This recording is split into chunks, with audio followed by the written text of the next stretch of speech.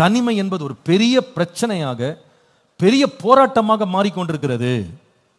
இந்த தனிமை அப்படின்ற இந்த போராட்டத்தை, பிரச்சனையை நாம் எதிர்கொண்டு கையாளுறதுக்கு நாம தெரியல அப்படின்னா இந்த தனிமை நம்மை கொன்று போடும். அவ்வளவு பயங்கரமானது இந்த தனிமை. வேதமே சொல்லுகிறது, ஆதியாகமம் 2ஆம் அதிகாரம் 18ஆம் வசனத்துல, மனிதன் தனிமையா இருப்பது நல்லதல்ல என்று ஆண்டவர் சொன்னார். இது ஆதி மனிதனுக்கு எந்த அளவு பொருந்துமோ இன்றைக்கு வாழுகிற நமக்கும் இது பொருந்தும். தனிமை என்பது நன்மையானதை கொடுப்பதற்கு உண்டாக்கப்பட்டது அல்ல. தனிமையில சில நன்மைகள் இருக்கு, அடுத்த வாரம் அதை பேச போறேன் நான். பட் இந்த வாரம் இந்த தனிமை எவ்வளவு பிரச்சனைகளை உண்டு பண்ணும் என்பதை கவனிக்க போறோம். தனியாக இல்லாமல் சேர்ந்து ஐக்கியமாக ஒன்றித்து வாழ்வது ஏன் அவசியப்படுகிறது என்று கேட்டால் 4 வார்த்தைகள் எழுதுங்க. Companionship is integral for survival.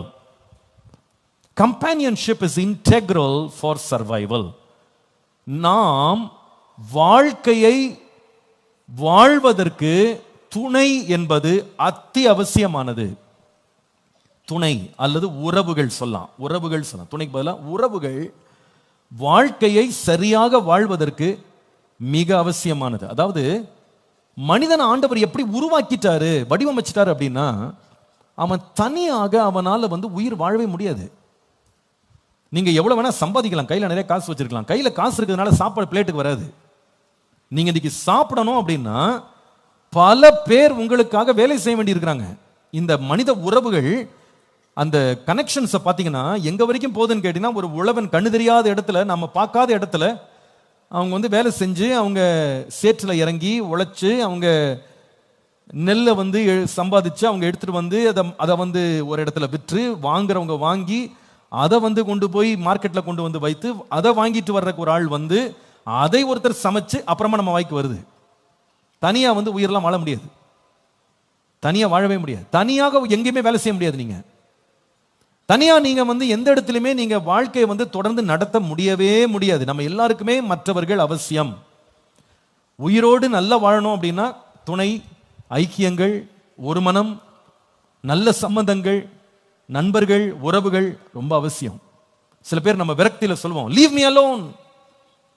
கொஞ்ச நேரம் சும்மா இருக்கீங்களா, எல்லாம் தனியா விடுறீங்களா, நான் தனியா இருக்க விரும்புறேன், இதெல்லாம் விரக்தியில சொல்றோம். But we really don't know, தனியா நம்மளால உயிர் வாழவே முடியாது. ஒரு ஸ்டடி சொல்லுது, ஒரு ஒரு ஒரு காரியத்தை ஆராய்ச்சி பண்ணி அவங்க என்ன கண்டுபிடிச்சிருக்காங்கன்னு சொன்னா, இந்த தனிமை அப்படின்றது எவ்வளவு பயங்கரமானது அப்படின்னா, ஒருத்தர் ஒரு நாளைக்கு 15 சிகரெட் குடிக்கிறத விட நம்முடைய உடலுக்கு மிகப்பெரிய பாதிப்பை இந்த தனிமை உண்டாக்குகிறதாம். கற்பனை பண்ண முடியுது அவங்களால? ஒரு நாளைக்கு 15 சிகரெட் குடிச்சா எந்த அளவுக்கு உடல் பாதிக்கப்படுமோ அதை விட அதிகமாக தனிமை ஒருவரை பாதிக்குமாம். ஒரு ஸ்டடி விதமாய் சொல்லுகிறது, தனிமையில வாடுகிற மக்கள் சீக்கிரமா மரிக்கிறதுக்கு 26% அதிக வாய்ப்பு இருக்கிறதாம். சீக்கிரமா மரிச்சு போறதுக்கு 26% அதிக வாய்ப்பு இருக்கிறது. Lonely people have a 26% increased likelihood for early death. தனிமை என்பது பயங்கரமானது. யாருமே தனிமையா வாழ முடியாது. கர்த்தர் அப்படி உருவாக்கிட்டார் மனுஷனை ஒரு சோஷியல் பீயிங் ஆண்டவர் உண்டாக்கிட்டார். We need each other. Loneliness is not made for us. We are not made for loneliness. முதலாவது சொன்னேன், companionship is integral for survival. இரண்டாவது, companionship gives strength. இந்த ஐக்கியம், இந்த துணை உறவுகள் அப்படின்றது, உறவுகள் பலனையும் சத்துவத்தையும் கொடுக்கிறது. உறவுகள், துணையின் பதிலாக உறவுகள் போடுங்க. உறவுகள் பலன் அல்லது சத்துவத்தை கொடுக்கிற வலிமை உடையது. You become very strong, very strong. அது சரீரத்திலையும் நம்ம ரொம்ப ஸ்ட்ராங்கா இருக்க முடியும், மனதில் விட ஸ்ட்ராங்கா இருக்க முடியும். நம்முடைய உணர்ச்சிகளை நம்ம ரொம்ப ஸ்ட்ராங்கா வைக்கிறது உறவுகள் தான். உறவுகள் பிரிந்து போவாங்களான்னா ஜனங்க ரொம்ப பலவீனப்பட்டுருவாங்க, சரீரத்திலையும் பலவீனப்படுவாங்க. ஒரு ஸ்டடியில விதமா சொல்லியிருக்கிறாங்க, தொடர்ந்து ஒருத்தர் நல்ல உறவுகள் இல்லாமல் தனிமையிலே வாடுவார்களானா அது எங்க கொண்டு போய் விடும் அப்படின்னு கேட்டா, சரீரத்தில் ஹை பிளட் பிரஷர் வருமா, டிப்ரெஷன் வருமா, ஹார்ட் டிசீஸ், ஸ்ட்ரோக், அல்சீமர்ஸ், இதெல்லாம் இந்த நோய்கள், வியாதிகள்லாம் ஒரு மனுஷன் தனிமையில் ரொம்ப நாள் வாடினான்னா இந்த நோய்கள், வியாதிகள்லாம் அவனை பற்றி கொள்ளுமா. சரீரத்துல மாத்திரம் இல்ல, மனதளவுல கூட ஒருத்தர் ஸ்ட்ராங்கா இருக்கணும்னா நல்ல ரிலேஷன்ஷிப்ஸ் ரொம்ப முக்கியம். பொதுவாக பாருங்க, வீட்டில் வந்து குடும்ப பிரச்சனைகள்ல வளர்ற பிள்ளைங்களுக்கு வந்து படிப்புல பரீட்சைகள்ல பெர்ஃபார்ம் பண்றது ரொம்ப கஷ்டப்படுவாங்க, கான்சென்ட்ரேஷன்ல ரொம்ப கஷ்டப்படுவாங்க. அந்த உறவுகளில் பிரிஞ்சுட்டாங்க, உடைவுகள் வந்துருச்சு, தனிமையை உணர்ந்துட்டாங்க அப்படின்னா அவங்க சாதனைகளை படைக்கிறது, அவங்க பலமாக முன்னேறது, நல்ல ஸ்ட்ராங்கான ஸ்ட்ரெங்தா வெளியே போறது ரொம்ப ரொம்ப கஷ்டம். கணவன் இல்லாமல் அல்லது மனைவி இல்லாமல், தாய் இல்லாமல், தகப்பன் இல்லாமல் வளர்க்கப்படுகிற பிள்ளைகளுக்கு வந்து அநேக மனோ ரீதியான போராட்டங்கள் மிக அதிகமாக இருக்கிறது என்பது உண்மை. நிறைய பிரச்சனைகள் அவங்க இருக்காங்க. அவங்க நிறைய முறை வந்து வாழ்றது எதற்கு அப்படின்ற கேள்வி குழிக்கல் நிறைய முறை வராங்க. அந்த உறவுகளில் உடைவு வந்து தனிமையை உணர்ந்துட்டாங்க அப்படின்னா நான் எதுக்கு உயிர் வாழணும், எதுக்கு உயிர் இந்த கேள்வி இப்படிப்பட்ட பிள்ளைகளுக்கு அதிகம் உண்டு, அதிகம் உண்டு. ஐக்கியங்கள் நீங்க சாதாரணமாக நினைக்காதீங்க, ரொம்ப முக்கியமானது, ரொம்ப முக்கியமானது. நான் இதை வந்து நம்ம சபையில் பல ஐக்கியங்களை வச்சிருக்கோம். எனக்கு தெரியுது ஐக்கியங்களில் சில வேளையில் சில உரசல்கள்லாம் வருது, சில பிரச்சனைகள், போராட்டங்கள், கொஞ்சம் காம்ப்ளிகேஷன்ஸ், சேலஞ்சஸ்லாம் இருக்கு, சவால்கள் இருக்கு, எனக்கு தெரியுது. ஏன்னா 5 பேர் ஒன்றா சேர்த்தாலே ஏதாவது 5 எண்ணங்கள் வரும்போது கொஞ்சம் உரசல்கள் வரும், கொஞ்சம் மனஸ்தாபங்கள் கூட வர்றதை நான் பார்த்துருக்கேன். But I don't give up on fellowships.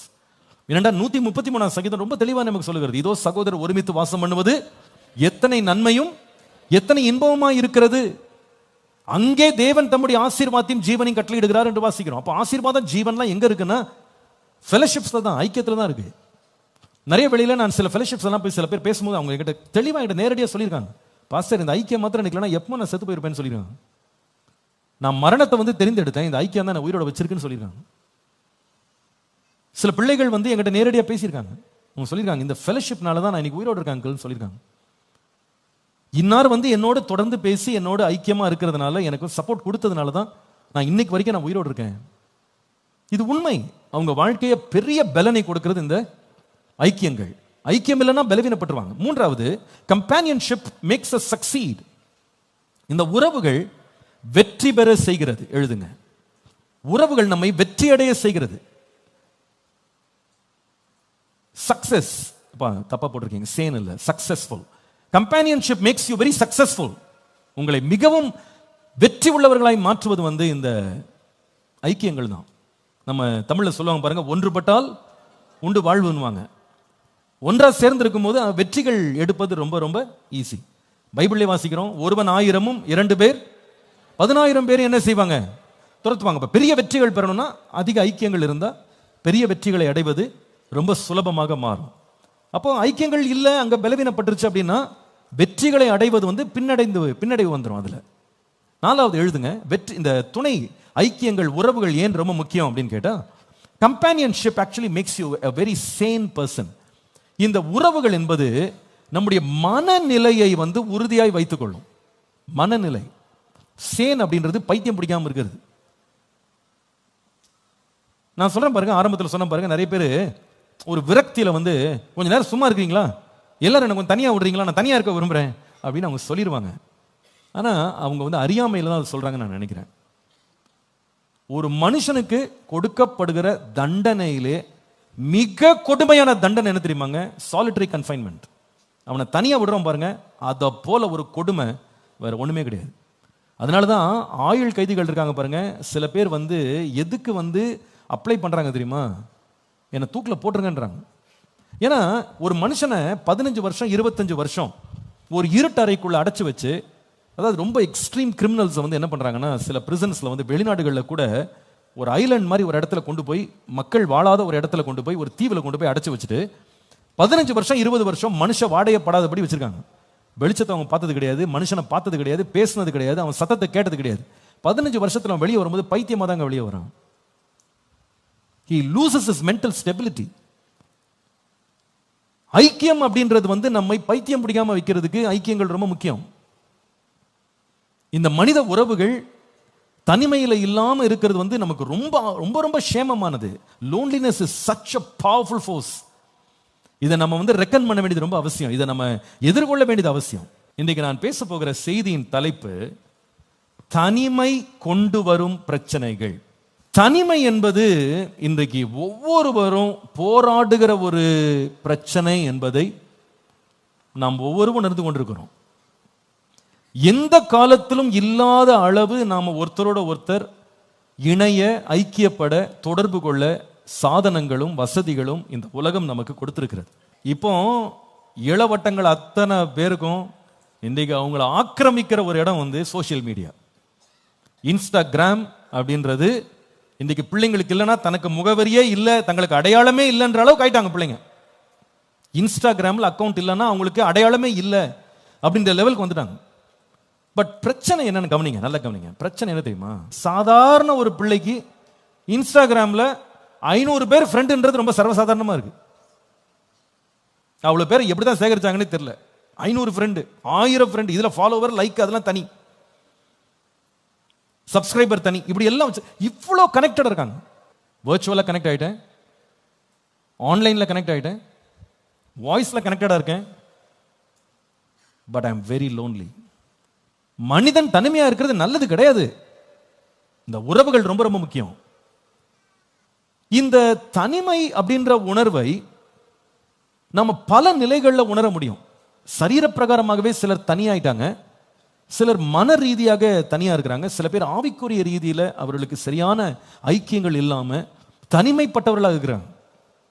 இது ரொம்ப ஆபத்தான ஒரு காரியம். இது அநேகருடைய வீழ்ச்சிக்கும் அநேகருடைய வேதனைக்கும் காரணமானது. வேதத்தை நீங்க வாசிப்பீங்களான்னா இந்த தனிமை என்பது ஏதோ ஒரு சிலருக்கு அங்கும் இங்கும் வந்தது அப்படின்னு நீங்க சொல்ல முடியாது. வேதத்தில் உள்ள கிட்டத்தட்ட எல்லா தேவ மனுஷருக்கும், பரிசுத்தவான்களும் இந்த தனிமையின் பாதையை கடந்து போயிருக்காங்க. நான் இந்த செய்தியை பேசும்போது இங்க இருக்கிற ஒவ்வொருவரும் சொல்ல முடியும், pastor this is my story, இது என்னுடைய கதை, இது என்னுடைய நிலைமை. நான் உங்களுக்கு ரொம்ப தாழ்மையா சொல்றேன், கல்யாணம் ஆகாதவங்களுக்கு இதே நிலைமை தான், கல்யாணம் பண்ணவங்களுக்கு இந்த நிலைமை தான். It is real. அநேக வேளை தனிமை உணர்வுகள் நம்முடைய உள்ளத்தை நெருக்கும் போது அது எப்படி கையாளணும் நமக்கு தெரியல. வேதத்தை நீங்க வாசித்து பாருங்க, கிட்டத்தட்ட எல்லா மனிதருமே இந்த தனிமையை உணர்ந்திருக்காங்க. தனிமையாக சில காரியங்களை செய்ய வேண்டிய கட்டாயத்துக்குள்ள போயிருக்கிறாங்க. ஆபிரகாமை எடுத்து பாருங்க. ஆபிரகாம், ஆண்டவர் அவனுக்கு கொடுத்த கற்பனை, உன் ஒரே பேரான குமாரன் ஏகசுதன், அவனை கொண்டு போய் நான் காண்பிக்கும் மலைகளில் ஒன்றில் போய் தகன பலியாய் பலியிடுன்னு சொல்றாரு. அந்த நேரத்தில் அந்த மனுஷன் தனிமை என்னன்னா, அந்த காரியத்தை மனைவிட்ட ஷேர் பண்ண முடியல. தன்னந்தனியா தன் பிள்ளையை கூட்டு போறார், பிள்ளை கேட்கிற கேள்விக்கும் பதில் சொல்ல முடியல. அப்படிப்பட்ட தனிமையின் பாதையில் அந்த மனிதன் போக வேண்டி இருந்தது. ஒரு முறை தன்னுடைய மனைவி தன்னை பார்த்து ஆகாரை அனுப்பிவிடுன்னு சொல்லும்போது he was battling in loneliness.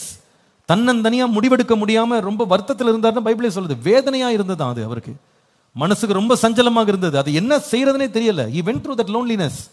ஈசாக்கை பாருங்கள், தன்னுடைய தாயை இழந்த அந்த மகன் துக்கம் கொண்டாடினான்னு போட்டிருக்கு. ரெபேக்காளை பார்க்கிற வரைக்கும் துக்கத்தில் தான் இருந்திருக்கான்.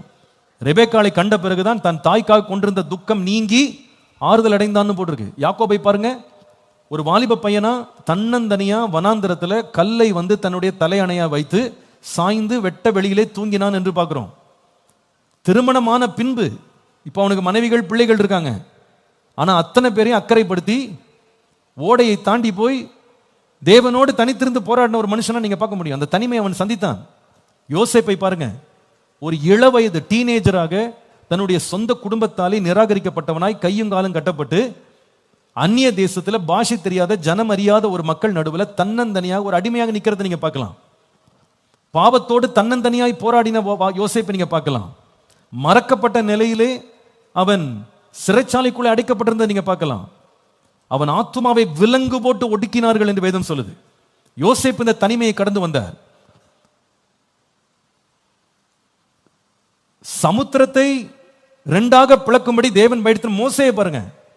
40 years குடும்பத்தை விட்டு பார்வோன் வீட்டில் தனியா, அடுத்த 40 வருஷம் உடன் பிறந்தவர்களை விட்டு மீதியான் தேசத்துல. அவனுடைய வாழ்க்கையில் தனிமைகள். 40 நாள் தேவனுடைய பர்வதத்தின் உச்சியிலே தனியாக உட்கார்ந்திருந்த மனுஷன். வானத்திலிருந்து அக்கினியை கொண்டு வந்த எலியாவை பாருங்கள். தன்னுடைய வேலைக்காரனை விட்டுவிட்டு ஒரு நாள் பிரயாணமாய் போய் சூறைச்செடியின் கீழ் படுத்துக்கொண்டு போதும் கர்த்தாவே என் ஜீவனை எடுத்துக்கொள்ளும் சொன்ன ஒரு தேவ மனுஷனை பார்க்கிறோம். நம்முடைய ரட்சகராகிய இயேசு கிறிஸ்துவை பாருங்க.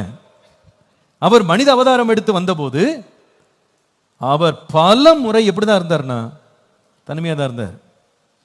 தனிமையை தான் அவர் அனுபவித்தார். கெத்செமனே தோட்டத்தில் அவரோட 1 மணி நேரம் கூட இருந்து ஜெபம் பண்றதுக்கு ஒரு ஆள் இல்லை, எல்லாரும் தூங்கிட்டாங்க. சிலுவையை தனியே சுமந்து கொண்டு போனார்.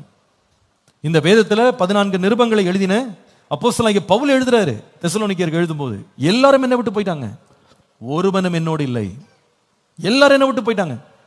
அந்த நிலைமை பவுலுக்கு வந்தது. ஒரு வசனத்தை இன்றைக்கு ஆதார வசனமாக வாசிக்க ஆண்டவர் என்னை வழி நடத்தினார். 142 சங்கீதம் 4 வசனத்தை பாருங்க. 142 சங்கீதம் 4 வசனம். வலது புறமாய் கண்ணோக்கி பாரும், என்னை அறிவார் ஒருவரும் இல்லை, எனக்கு அடைக்கலம் இல்லாமல் போயிற்று, என் ஆத்துமாவை விசாரிப்பார் ஒருவரும் இல்லை. எல்லாரும் சேர்ந்து ஒரு முறை சத்தமா வாசிப்போம். வலது புறமாய்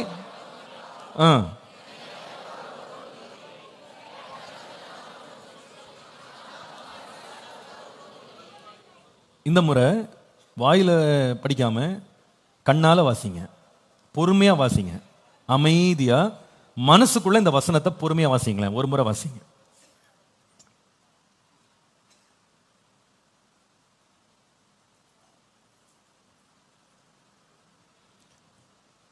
நீங்க உட்கார்ந்து பொறுமையா வாசித்தீங்கன்னா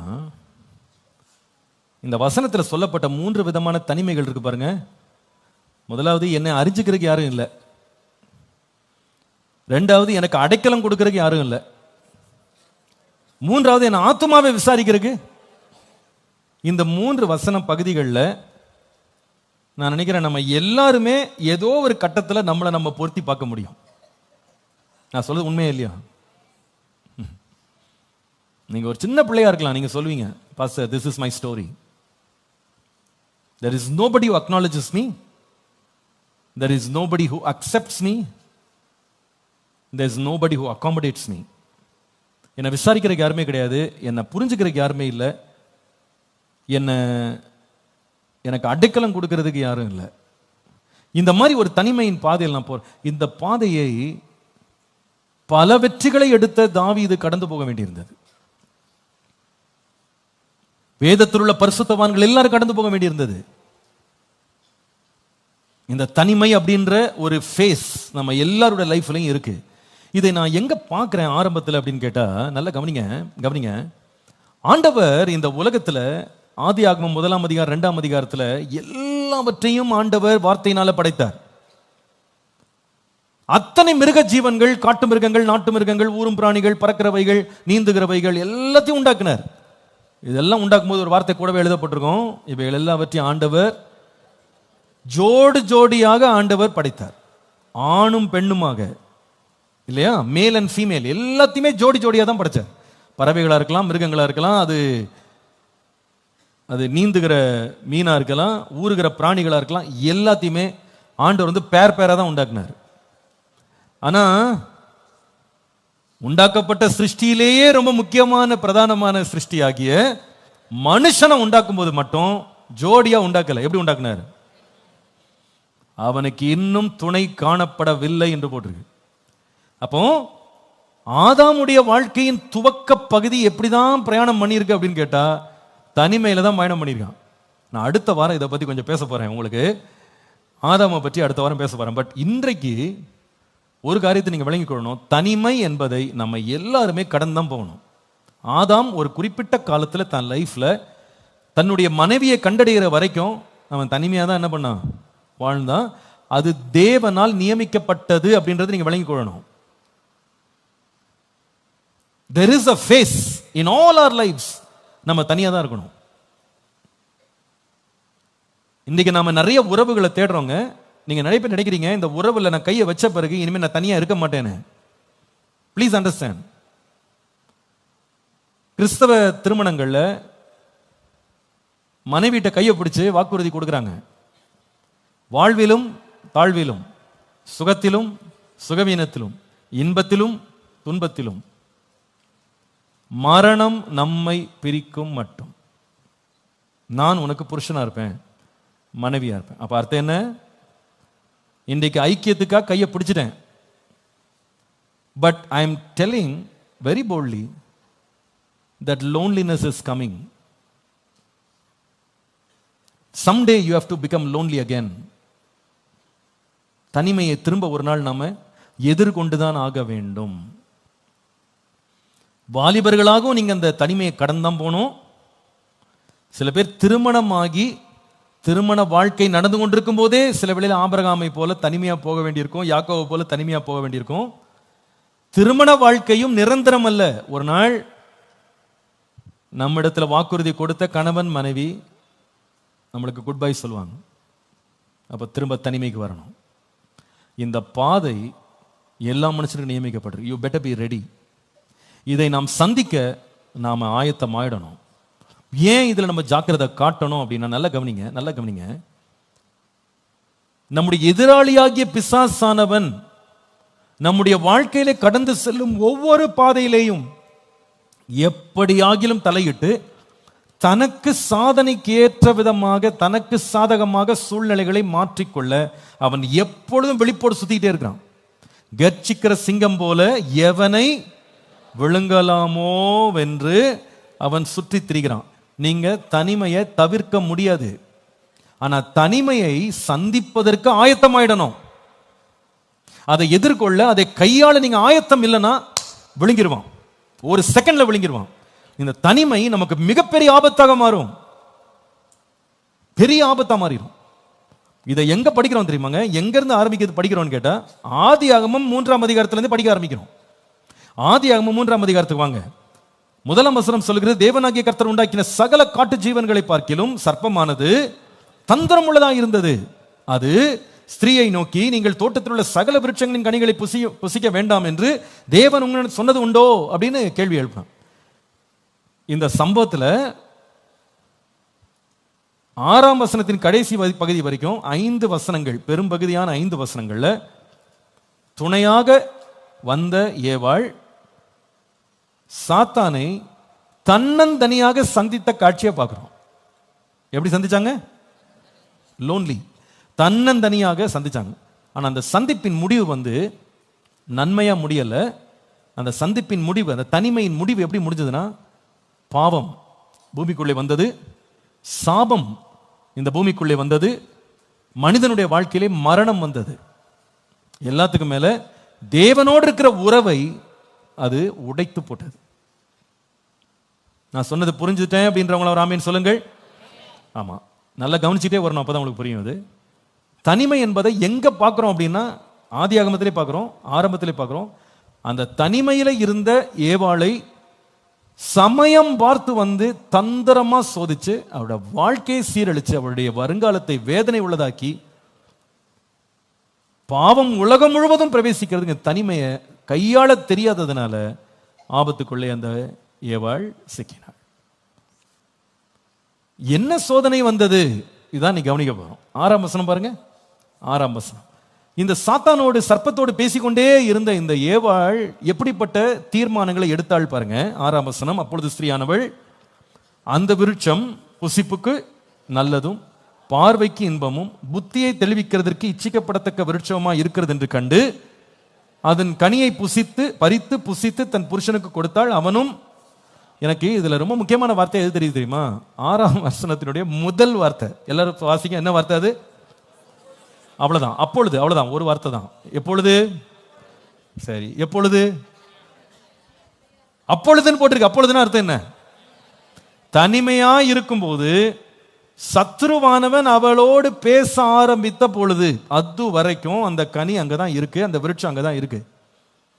அது இது வரைக்கும் பார்க்காத ஒண்ணு இல்லை, அங்கேதான் தோட்டத்தின் நடுவில் புதுசா ஒன்றும் தோன்றல, அது அங்கேதான் இருக்கு.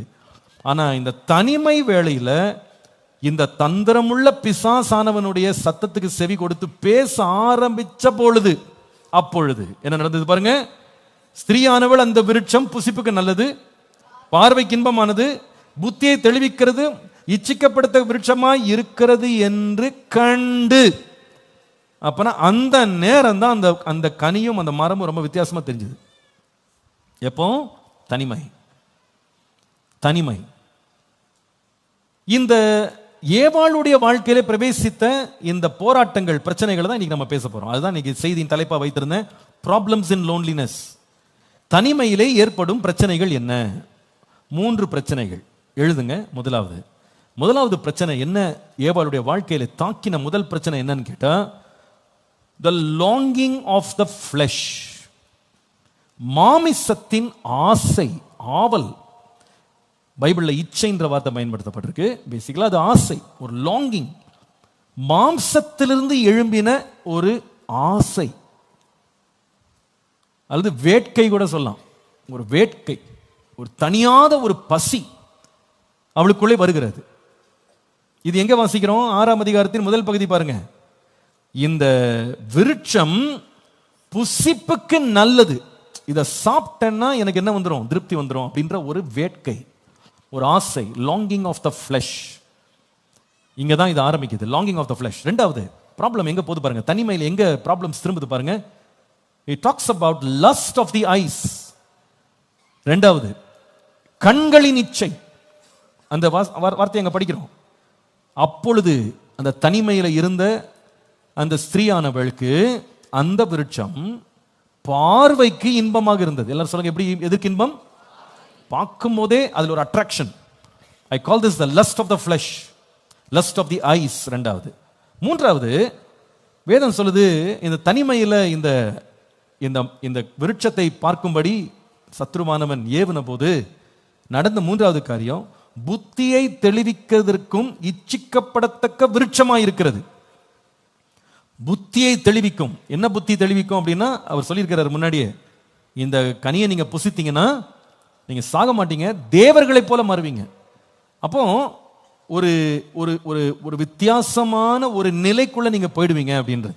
இதை தான் மூன்றாவது தலைப்பிட வேண்டுமானா, லாஃப்டினஸ் இன் ஹார்ட். ஜீவனத்தின் பெருமை அல்லது இருதயத்தின் பெருமைன்னு கூட சொல்லலாம். இருதயத்தின் மேட்டிமை. இதெல்லாம் வார்த்தைகளை தயவுசெய்து எழுதுங்க. எல்லாத்தையும் உங்களுக்கு ஞாபகம் வராது, எழுதிட்டே இருக்கணும். நான் சொல்ற வார்த்தைகள் எழுதுதான் நீங்க தனியா உட்காந்து வாசிக்கும் போது கூட ஞாபகம் வரும்.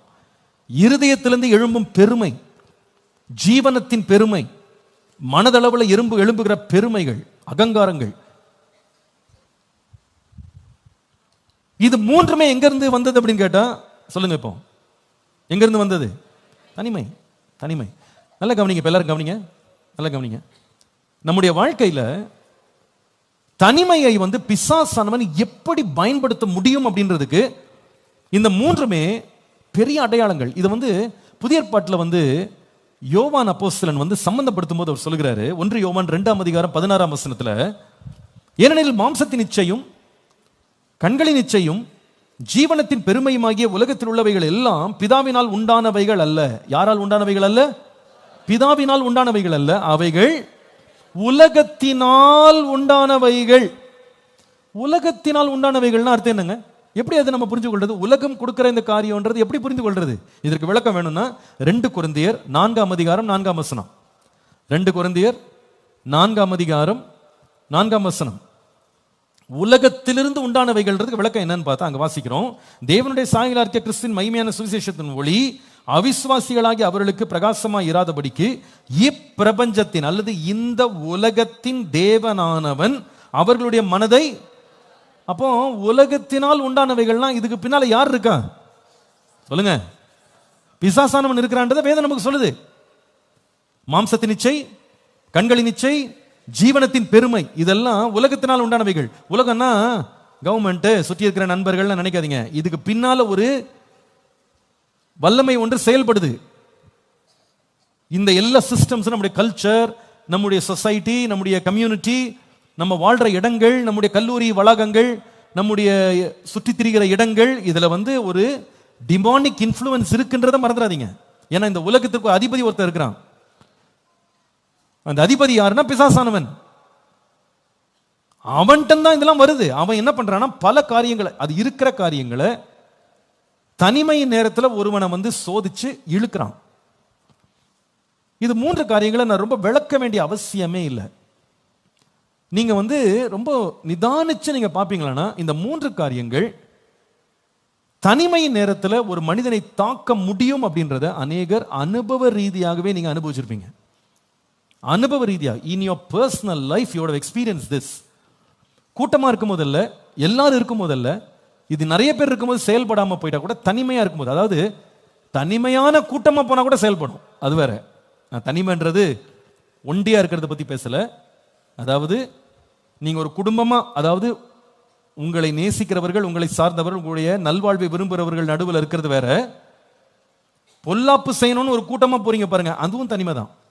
துன்மார்க்கருடைய ஆலோசனை, பாவியின் வழி, பரியாசக்கார உட்கார இடம்ன்றது நீதிமான்களை விட்டு பிரிஞ்சு தனியா போய் அக்கிரமம் செய்யறதுக்கு கை கோர்க்கிறது. நம்ம எல்லாருக்கும் ஒரே ஒரு பை இருக்கட்டும், ஒரே பர்ஸ் இருக்கட்டும், நம்ம எல்லாம் ஒன்றா சேர்ந்து திருடுவோம், நம்ம எல்லாம் ஒன்னா சேர்ந்து ரத்தத்தை குடிப்போம் அப்படின்னு நீதிமொழிகளில் வாசிக்கிறோம் இல்லையா? அந்த மாதிரி ஒன்னா சேர்றதுன்னு ஒன்று இருக்கு, அந்த தனிமைன்னு ஒன்று இருக்கு. ஃப்ரெண்ட்ஸோட சேர்ந்து தனிமையா இருக்கிறது, குடும்பத்துக்கு தெரியாம தனியா இருக்கிறது, இந்த மாதிரி தனிமைகளும் இதுல வந்து உட்படும். இந்த தனிமையான வேளைகளில் கவனிங்க, ஒரு மனிதனை தாக்குற 3 காரியம். 1 விதமான ஒரு பசி, மாம்சத்தின் இச்சை. இதை சாப்பிடலன்னா நான் வந்து நல்லா இருக்க மாட்டேன், இதை குடிக்கலன்னா நல்லா இருக்க மாட்டேன், இதை குடிச்சிட்டேன்னா என் வாழ்க்கை ரொம்ப நல்லா இருக்கும், இதை அடைஞ்சிட்டேன்னா எனக்கு ரொம்ப நல்லா இருக்கும். ஒரு கணக்கெடுப்பு சொல்லுகிறது, ஒரு கடைக்குள்ள போய் கூட தேவையில்லாத அநேக பொருட்களை வாங்குறதற்கு தூண்டுதல் அநேக முறை எப்பொழுது நடக்கிறது என்று கேட்டா, தனியா இருக்கும் போது தானா, when you are alone. அதான் என்ன சொல்றாங்க, நிறைய வேளையில நம்ம ஷாப்பிங் போகும்போது கூட நம்ம வாங்குறது சரியா தப்பா அப்படின்னு நம்மளுக்கு ஒரு இன்புட் கொடுக்குற ஒரு நல்ல ஆட்கள் கூட இருந்தா ரொம்ப நல்லதுன்னு சொல்றாங்க. ஏன்னா அவங்க வந்து நம்மளுக்கு வந்து ஏதாவது உதவி செய்வாங்க, இது வேண்டாம், இது தேவையில்லை, அவசியம் இல்லைன்னு சொல்லுவாங்க. நீங்க தனியா போகும்போது வந்து அது எங்க இருந்தா அந்த ஆசை வரும்னே தெரியாது, அது தேவையானு கூட தெரியாது, வாங்கிடுவோம். சில தடவை நம்ம வந்து காடை கூட தேய்ச்சிருவோம். இதுக்கு எப்படி நம்ம கட்ட போறோம், எப்படி இது நம்ம வந்து சமாளிக்க போறோம்னு தெரியாது. ஆனால் அந்த ஆசையில் என்ன பண்ணுவோம்னா, யூ வாண்ட் டு கிராப். நிறைய பேர் வீட்டுக்கு வந்த பிறகு தான் கண்ணு தெளியும். ஏன்னா வீட்டை 2 கேள்வி கேட்கும்போது தான், ஓ இது தேவையே இல்லை போல இருக்கு, இது அவசியமே இல்லை போல இருக்கு அப்படின்னு நமக்கு அப்பதான் நமக்கு புரியும். ஏன்னா தனிமையில் வந்து எப்படி தூண்டப்படலாம்னா, ஒரு பசி, ஒரு வேட்கை நமக்குள்ள தூண்டப்படலாம். இதை நீ வாங்கிரு, இதை பார்த்துரு, இதை நீ ருசிச்சிரு, இதை சாப்பிட்டுரு அப்படின்ற ஒரு வேட்கைக்குள்ள நாம போய்விடுவோம். இதை தான் அன்றைக்கு பிசாசானவன் செய்தான், தனிமை. You know what? இந்த தனிமையில வாடுற மக்கள் இருக்காங்க பாருங்க, they actually become gluttons அப்படின்னு சொல்றாங்க, பெருந்தினிகளா மாறிடுறாங்கன்னு சொல்றாங்க. இது வந்து நிறைய வழியில உண்மை. Actually it is true. சில பேர் வந்து யாரோடையும் பேசாம, யார்ட்டையும் பழகாம, யாரோடையும் எந்த ஐக்கியம் உறவு இல்லாதவங்க, அவங்க பெரும்பாலும் நிறைய பேர் செய்யற ஒரு காரியத்தில் ஒரு காரியம் வந்து they become a couch potato ன்னு சொல்றாங்க. கவுச் பொட்டேட்டோன்ற வார்த்தை என்ன அர்த்தம் அப்படின்னு கேட்டா, ஒரு சோஃபா மேல உட்காந்துக்கிட வேண்டியது, ஒரு முழு முறுக்கு பாக்கெட்டை உட்காந்து ஃபுல்லா சாப்பிட்டு முடிச்சிடுது. ஆக்சுவலா அது வந்து ஒரு வாரத்துக்காக வாங்கி வச்சிருப்பாங்க, 4 பேர் சேர்ந்து சாப்பிட்டா கூட அவங்களுக்கு அது திகட்டிடும். ஆனா நீங்க தனியா உட்காந்து ஒரு என்டையர் 1/2 கிலோ சிப்ஸ், 1 கிலோ சிப்ஸை நீங்க தனியா உட்காந்தீங்கன்னா நீங்க ஒவ்வொன்றா சாப்பிட்ற மாதிரி தான் இருக்கும். ஆனா அந்த டிவியை பார்த்துக்கிட்டு, அந்த வீடியோவை பார்த்துக்கிட்டு எப்படிதான் அந்த 1 கிலோ உள்ள போச்சுன்னே தெரியாது, அவ்வளோ உள்ள போயிடும். அதோட விளைவு என்னன்னு சொன்னா, பீப்புள் பிகம் வெரி அபீஸ். ரொம்ப ரொம்ப தடிமன், ரொம்ப உடல் வந்து கட்டுப்பாடு இல்லாமல் சாப்பிட்டு அளவுக்கு மிஞ்சின வெயிட் அவங்களுக்கு வந்துடுது. அதுல வந்து வியாதிகள் உண்டாகுது. அதை வந்து சமாளிக்க முடியாத நிலையில பிள்ளைகள் போறாங்க. இது உண்மை. அந்த ஒரு பசி ஒன்று இருக்கு தனிமையில வந்து, நானே எல்லாத்தையும் சாப்பிடணும், நானே எல்லாம் அனுபவிக்கணும், நான் தனிமையில் இதை ருசிக்கணும்ன்ற ஒரு வேட்கை உள்ள வந்துடுது. இதை அன்றைக்கு ஏவாளுக்கு பிசாசானவன் செய்தான். There's a kind of longing in your flesh which you think in your loneliness you can actually satisfy, but it doesn't actually. அது வந்து நம்மளை சாட்டிஸ்ஃபை பண்ணாது. அது ஆனா அது பண்ணுகிறது போல நமக்குள்ள ஒரு வேட்கையை கொடுக்கும், அது கொடுக்கும். இது உண்மை. மாம்சத்தினுடைய ஆசைகளை தூண்டி விடுகிற இடத்தை பிசாசானவன் தனிமையில நமக்கு தர முடியும் அப்படின்றது உண்மை. 2வது அங்க கவனிக்கிறோம், கண்களின் இச்சை. நான் இதை பற்றி இன்னைக்கு நான் பேசுறதே வந்து பெரிய ஒரு அதிசயம் இல்லைன்னு நான் நினைக்கிறேன். போன வாரம் ஒரு வாலிபர் கூட்டத்துக்கு போயிருந்தேன், ஒரு சர்ச்சுக்கு போயிருந்தேன், வேற ஒரு சபை போயிருந்தேன்.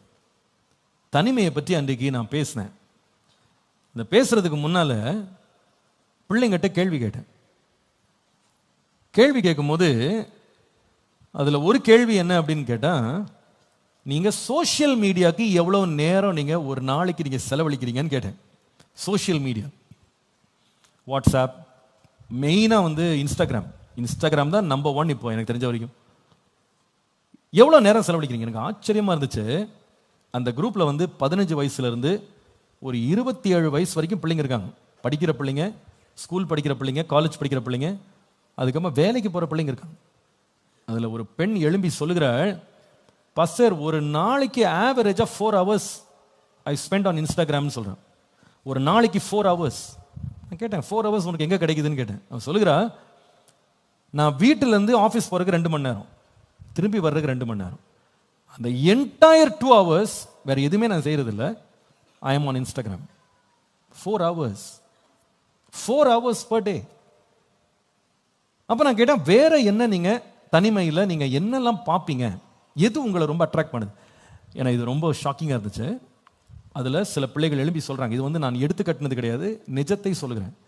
அவங்க சொல்றாங்க, இன்னைக்கு இது வந்து நான் வந்து ஆண்டவரை பற்றி அறியாத பிள்ளைகளை பற்றி நான் பேசல, தேவனை பற்றி அறிந்த பிள்ளைகளை பேசுறேன், சர்ச்சுக்குள்ள உட்காந்துருக்க பிள்ளைங்களை பேசுறேன். அவங்க சொல்றாங்க, இந்த ஷார்ட்ஸ்ன்னு இருக்கு பாருங்க, ஷார்ட்ஸ், இந்த ஷார்ட்ஸுக்காக இன்றைக்கு பிள்ளைங்க வந்து பல மணி நேரம் ஒரு நாளைக்கு செலவழிக்கிறாங்க. அதுல சில பிள்ளைங்க வெளிப்படையா சொல்லுகிறார்கள், கொரியன் சீரீஸ் ஒன்று இருக்கான், கே பாப், கே மியூசிக்னு சொல்றாங்க.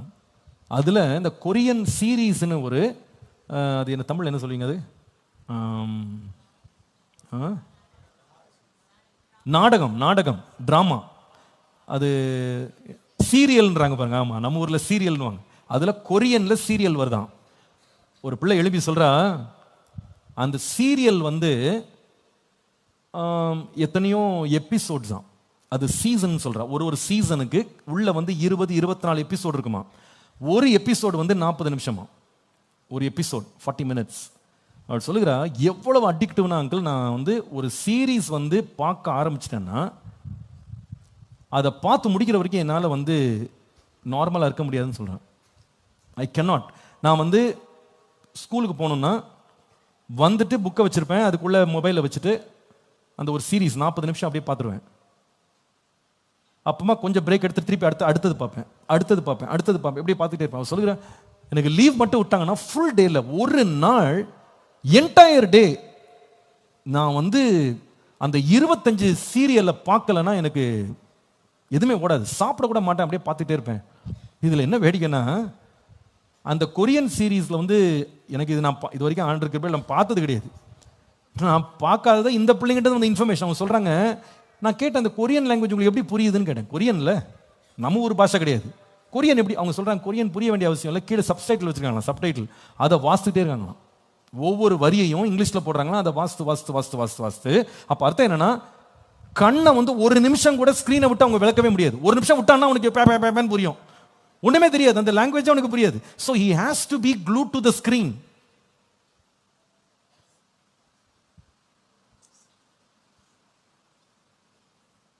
அப்போ நான் சும்மா கேட்டேன், அதில் கதை எப்படி இருக்கும்னு கேட்டேன். அந்த பிள்ளைங்க அத்தனை பேர் எழுதுறாங்க. ஒரு ஸ்கூலில் கேட்குறேன், அந்த பையன் சொல்கிறான், சார் இங்கே வேணாம் சார், அந்த கதை என்னடா பார்க்குறீங்க அப்படின்னு கேட்டால், இங்கே வேணாம் சார்ன்னு சொல்கிறான். அப்போ அது என்ன நமக்கு தெரியுதுன்னா, கண்களின் இச்சையை தூண்டி ஒரு நாள் முழுக்க ஒருத்தனை அடிமையாக உட்கார வச்சிருக்கு பார்த்தீங்களா. இது எங்கே வந்துச்சு தெரியுமாங்க? தனிமை. நம்ம நினைக்கிறோம் நம்ம வந்து இன்னசென்ட்டாக பார்த்துட்டே இருக்கோம், என்ஜாய் பண்ணுறோம்னு நினைக்கிறோம். அன்றைக்கு ஏவாளி இப்படி தான் என்ஜாய் பண்ண வச்சான். அது பார்ப்பதற்கு எப்படி இருந்ததுன்னா இன்பமாக இருந்தது, இதில் தான் மகிழ்ச்சின்னு பார்க்க வச்சான். ஆனால் அவங்களுக்கு தெரியல, இதை பார்த்துட்டு இருக்கும் போதே something is happening inside me, எனக்குள்ள என் கண்ணுக்கு தெரியாத ஒரு அழிவு உண்டாகி கொண்டே இருக்கிறது, எனக்குள்ள ஜீவன் பிறப்பிக்கல, எனக்குள்ளே மரணம் உண்டாகி கொண்டிருக்கிறது. Something is dyeing inside me, something is getting destroyed, எனக்குள்ள ஏதோ ஒன்று அழிந்து கொண்டிருக்கிறது. அதை மறைச்சிட்டு அந்த கலர்ஸை வச்சு அவன் என்ன பண்றான்னா, இமேஜஸை வச்சு நம்மளை அப்படியே மயங்க வைக்கிறான். ஏனென்றால் அவன் தந்திரசாலி. மாம்சத்தின் இச்சை, கண்களின் இச்சை, ஜீவனத்தின் பெருமை. இந்த தனிமை உண்டாக்குற அடுத்த காரியம் என்ன தெரியுமா? பெருமை, loftiness of the heart. இந்த தனிமையில இந்த சத்ருவினுடைய சோதனைக்குட்பட்டவர்களுடைய விளைவு பெருமை. எப்படிப்பட்ட பெருமைனா, அடங்காதவர்களாக, கீழ்ப்படியாதவர்களாக, பெற்றோர் சொல்லுக்கு கேளாதவர்களாக, இணங்காதவர்களாக, ஒரு இளம் பிள்ளை கூட அதிகபட்சமாய் பேசுவது, கீழ்ப்படியாமல் இருப்பது, எதிர்த்து பேசுவது, சட்டத்திற்கு தன்னை கட்டுப்படுத்தாமல் பெருமையா பேசுற வார்த்தைகள் இதனுடைய விளைவாக வெளியே வருது. இந்த தனிமை உண்டாக்குறது என்னன்னு கேட்டா, இதை நீ சாப்பிட்டா உன் கண்ணு தெளிஞ்சிரும் அப்படின்னு அர்த்தம், உனக்கு எல்லாம் தெரியும், தேவர்களை போல நீ மாறிடுவ. இன்னைக்கு இது நடக்குதா இல்லையான்னு சொல்லுங்க என்கிட்ட. உண்மையா இல்லையா? இன்னைக்கு ஒரு 13 வயசு பிள்ளைக்கு ஒரு காரியத்தை செய்யாதன்னு சொல்ல முடியலங்க. எத்தனை பேர் நியூஸ் பார்த்தீங்கன்னு தெரியல. கடந்த வாரம் ஒரு கிராமத்தில், தமிழ்நாட்டில் ஒரு கிராமத்தில் 15 வயசு ஒரு பிள்ளை, 15 இயர்ஸ், 15 வயசு ஒரு பெண் பிள்ளை. அந்த பிள்ளை வேறு ஒரு பையனை லவ் பண்ணியிருக்கா. இந்த 15 வயசு, 10th ஸ்டாண்டர்ட். லவ் பண்ணதை அவங்க பெற்றோர் கண்டுபிடிச்சு, அவளுக்கு எவ்வளோ புத்திமதி சொல்லி கேட்க மாட்டேன்னு சொல்லிட்டு ஒரு சொந்தக்காரங்களை கொண்டு வந்து, ரொம்ப பிரியமான சொந்தக்காரங்களை கொண்டு வந்து, இவ்வளோ கொஞ்சம் புத்திமதி சொல்லுங்க, நாங்கள் சொன்னால் கேட்க மாட்டேங்கிறா அப்படின்னு சொல்லி அந்த அம்மாவை கொண்டு வந்து வீட்டில் தங்க வச்சு ஆலோசனை கொடுத்துருக்காங்க. இந்த பிள்ளை என்ன பண்ண தெரியுமாங்க? ஆலோசனை சொல்லிட்டு படுத்த அந்த அம்மாவை ராத்திரி கொலை பண்ணிட்ட. 15 இயர்ஸ், 15 வயசுங்க. அவருடைய மனசுல என்ன எண்ணம் வந்து தெரியுமா? நீ என்ன எனக்கு சொல்றது? எனக்கு எல்லாம் தெரியும், என் லைஃபை எப்படி வாழணும்னு எனக்கு. 15 வயசு பொண்ணு ஒரு முதிய ஒரு உறவினரை கொலை பண்ற அளவுக்கு அவளுக்கு ஏன் இவ்வளவு கோபம் வந்துச்சுன்னு கேட்டா, அந்த தனிமை அவங்களுக்குள்ள கையாளப்படாத போது அவங்களுக்குள்ள என்ன வந்துடுது தெரியுமா? பார்க்குற காட்சிகள், கேட்கிற காரியங்கள், மனசுல ஓட விடுற அந்த எண்ணங்கள் அவங்களுக்குள்ள என்ன உணர்வை கொண்டு வரும் தெரியுமா? என்னை விட இந்த உலகத்தில் யாருமே ஞானி கிடையாது. நீங்க கோவிடுக்கு அப்புறமா ஒரு பெரிய சேஞ்ச் நடந்திருக்கு நம்ம சொசைட்டியில் தெரியுமா? நீங்க ஸ்கூல்ஸ்குள்ள போனீங்கன்னா, ஸ்கூல் மினிஸ்டர்லாம் போறதுனால என்னால் சொல்ல முடியும். போன வாரம் ஒரு ஸ்கூலுக்கு போயிருந்தேன். அந்த பிரின்சிபல்கிட்ட பேசுகிறேன். அவர் சொல்றாரு, sir after covid everything has சேஞ்சுன்னு சொல்றாரு. எல்லாமே மாறிடுச்சு சார்ன்றார். எந்த பிள்ளையும் உட்கார வச்சு அட்வைஸ் கொடுக்க முடியல சார். எதுவுமே யாருமே கேட்க மாட்டேங்கிறான். எல்லாருமே தானே ராஜா, தானே மந்திரி, தான் என்ன நினைக்கிறானோ அதுதான் செய்யணும். நாங்கள் ஏதாவது ஒரு நல்ல காரியத்துக்கு அவன் உட்கார வச்சு அட்வைஸ் சொன்னால் நாங்கள் ரொம்ப பொல்லாதவர்களாக மாறிடுறோம். எங்களை வெறுக்கிறான், எங்களை ஒதுக்குறான், எங்கள் பக்கத்திலே வர்றது கிடையாது, எங்களுக்கு தீங்கு செய்யறது கூட பிளான் பண்ணுறான். நான் ஒரு அட்வைஸ் கொடுத்துறேன்னா ஸ்கூலில் பல்ப் உடையும், ஃபேன் உடையும், சுவிட்ச் உடையும், எவனுக்காவது அடி விழும், ஏதாவது ஒரு பிரச்சனை நடக்கும். அட்வைஸ் கொடுக்க பயமா இருக்கு. இது எங்க வந்துச்சு தெரியுமா?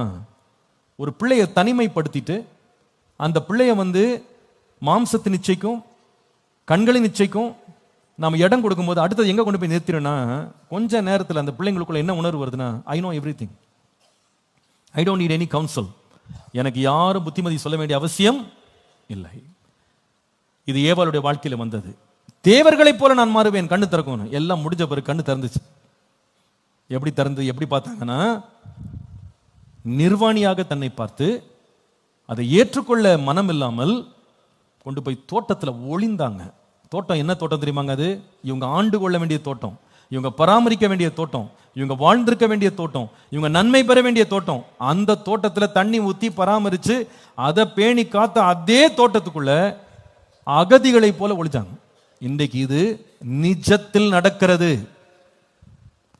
தனிமையை விரும்பி, தனிமையில இச்சை கடுத்த காரியங்கள், மாம்ச ஆசை கடுத்த காரியங்கள் எல்லாம் நிறைவேற்ற துணிந்து தன்னை மிகப்பெரிய அதீத மேதாவியாக நினைக்க தூண்டப்பட்ட இந்த தூண்டுதல்களால் மாட்டிக்கொண்ட பிள்ளைங்க ஒரு கட்டத்துக்கு மேல கண்டுபிடிக்கிறாங்க, they are left alone really. அவங்க யாரையும் இப்ப பார்க்க விரும்புறதில்லை, யார்ட்டையும் பேச விரும்புறதில்லை, யாரோட ஐக்கியப்பட விரும்புறதில்லை, தன்னந்தனியாக மாறிட்டாங்க. சங்கீதக்காரன் தன்னுடைய வாழ்க்கையில தனிமையை அடைந்தான், உணர்ந்தான். நான் செய்த வேலையை உங்களுக்கு நான் வசனமா வாசித்து ஜபிக்க விரும்புறேன். அடுத்த வாரம் மறக்காம தொடர்ந்து படிக்கிறதுக்கு ரெடியா வந்துருங்க. அடுத்த வாரம் நான் டீன்ஸ்லாம் கேன்சல் பண்ண சொல்லியிருக்கேன். I want all the children to be here. 142 சங்கீதம் 4-5 வசனம். 142 சங்கீதம் 4-5.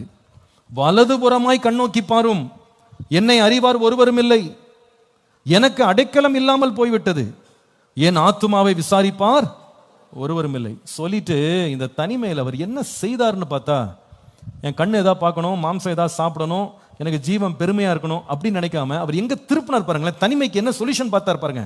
5ஆம் வசனம், கர்த்தாவே உம்மை, எல்லாரும் வாசிங்க, கர்த்தாவே உம்மை நோக்கி கூப்பிடுகிறேன், நீரே என் அடைக்கலமும் ஜீவன் உள்ளோர் தேசத்திலே என் பங்குமாயிருக்கு. இன்னொரு முறை தயவு செய்து வாசிக்கலாமா? கர்த்தாவே உம்மை நோக்கி கூப்பிடுறேன், நீரே என் அடைக்கலம், ஜீவனுள்ளோர் தேசத்துல என் பங்காய் இருக்கிறே. அது முடிவு என்னன்னு கேட்டா, ஒரு பெரிய ஜெயத்தின் வாழ்க்கையை, மகிமையான வாழ்க்கையின் முடிவுக்கு அந்த மனுஷன் உள்ள போனார். நான் தாழ்மையாக தாபந்தமா அவங்க ஒவ்வொருத்தட்ட கேட்கிறேன், தனிமை என்பது நம்ம எல்லாரும் கடந்து போற ஒரு பாதை. சின்னவங்களும் சரி, பெரியவங்களும் சரி, வாலிபர்களும் சரி, திருமணமானவங்களும் சரி, எல்லாருடைய லைஃப்ல ஒரு குறிப்பிட்ட கட்டத்தில் வில் பிகம் வெரி அலோன். ஆனா இந்த தனிமையை நாம கடந்து போற போது முதல்ல நம்மளை சந்திச்சு குறுக்கிடுறவன் யாருன்னா பிசாசானவன் தான். எப்ப நீ தனியா வருவேன்னு அவன் வெயிட் பண்ணி அப்படியே சிங்கம் மாதிரி சுத்தி வருவான். அவன் நிறைய காரியங்களை சொல்லுவான். நீ தனியா இருக்கிற, இப்போ நீ என்ன பண்ணலான்னா, உன் மாம்சத்துக்கு நீ நல்ல ஆசைய நீ நல்லா அனுபவிக்கலாம், கண்களால நல்ல இச்சைக்குரியவைகளை பார்க்கலாம், நீ உன்னையே பெரியவனாக மாற்றுறதுக்கு நிறைய காரியங்களை அறிந்து கொள்ளலான்னு தூண்டுவான். ஆனா தாவீது போன பாதையை நம்ம தெரிந்தெடுப்போமானா நாம் பல வேதனைகளுக்கு நம்ம மீங்கலாக்குவோம். இந்த வசனத்தை முடிஞ்சா நீங்க மனப்பாடமே பண்ணி, கர்த்தாவே உம்மை நோக்கி கூப்பிடுறேன், தயவு செய்து எனக்கு என் கண்களை நான் வேற எங்கேயும் திருப்ப மாட்டேன், உம்மண்டை திருப்புறேன், நீரே என் அடைக்கலமா இருங்க, ஜீவனுள்ள தேசத்துல என் பங்குமாக நீங்க மாறிடுங்க ஆண்டவரேன்னு கத்தரை பிடிச்சிட்டான். தனிமையிலே நமக்கு துணையா இருந்து வலப்பக்கத்தில் நிழலாய் இருக்கிற ஒரு தேவன் ஒருவர் இருக்கிறார்ன்றதை மறந்துடாதீங்க. அவர் நமக்கு சொல்லியிருக்கிறார், நான் உன்னை திக்கற்றவனாய் விடமாட்டேன், உலகத்தின் முடிவு பரியந்தம் சகல நாட்களிலும் நான் உன்னோடு. அவரை பிடிச்சுக்கிட்டீங்கன்னா நீங்க ரொம்ப பாக்கியசாலிகள். நீங்க தனிமையை, best way to experience loneliness is being with God. தேவனோடு ஒரு மனுஷன் தனியா போயிட்டான் அப்படின்னா அவனுடைய வாழ்க்கை, அந்த தனிமையின் விளைவு எவ்வளவு பெரிய ஆசீர்வாதமா மாறும்னு வார்த்தைகளால் வர்ணிக்கவே முடியாது. ஆண்டவர் இந்த தனிமையை நம்ம கடக்கணும், தனிமையை தேவனோடு கடக்க கர்த்தர் உதவி செய்வாராக.